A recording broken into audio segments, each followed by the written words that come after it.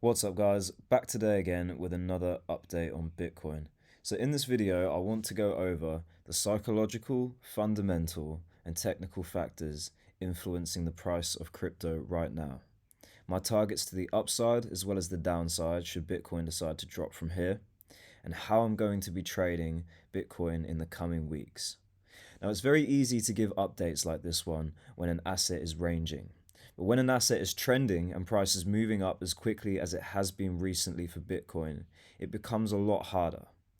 No one can really say for certain when and where the trend will reverse, and anyone who claims to know for certain are probably people you shouldn't be listening to.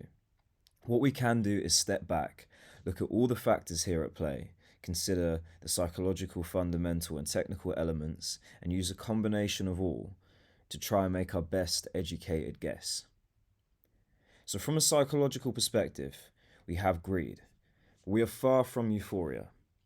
Although we have some over-leveraged positions, people are not yet blindly aping into longs with huge amounts of leverage.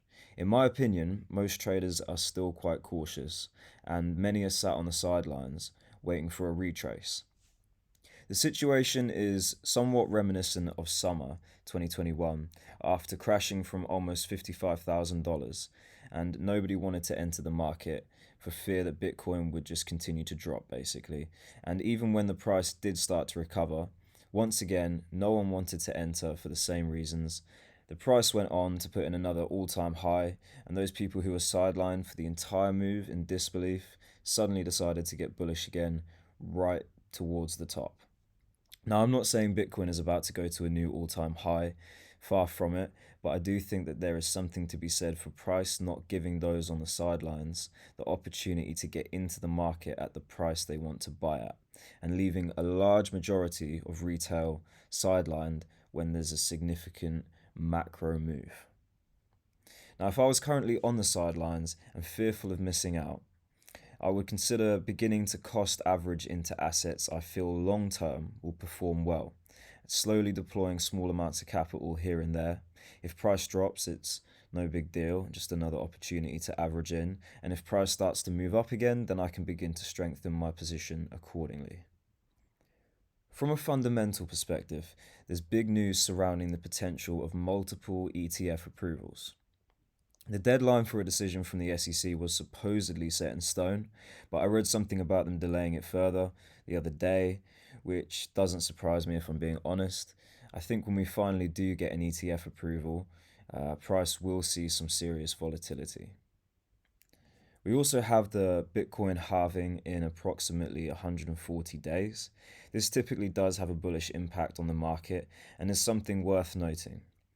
If the ETF and halving come around the same time, it is plausible that we could see a new all-time high in 2024. So guys, let's get into the technical analysis here. Just before we do that, please remember to leave a like and subscribe if you are enjoying the video, and turn on notifications if you want to see more updates like this one and avoid missing out on time-sensitive information in the future. So in my last update, I spoke about this green box being the area of resistance I was looking at. I said I would be looking for a rejection between $37,500 and $40,000, as this would close the large imbalance. We have since seen that rejection, however it hasn't exactly been a strong one. Right now we are simply consolidating beneath resistance at what I consider to be a critical level for Bitcoin. Now for me there are only two scenarios, and it's just a question of which order they play out in. I consider the current high on Bitcoin to be a poor high. There are several reasons for this, many of which are related to volume profile and are just too complicated to explain in a public video like this one. But what I want to draw your attention to are these relative equal highs. I would like to see these taken out. The question is, do we sweep the liquidity beneath us first? Now, I would say the most likely answer is yes.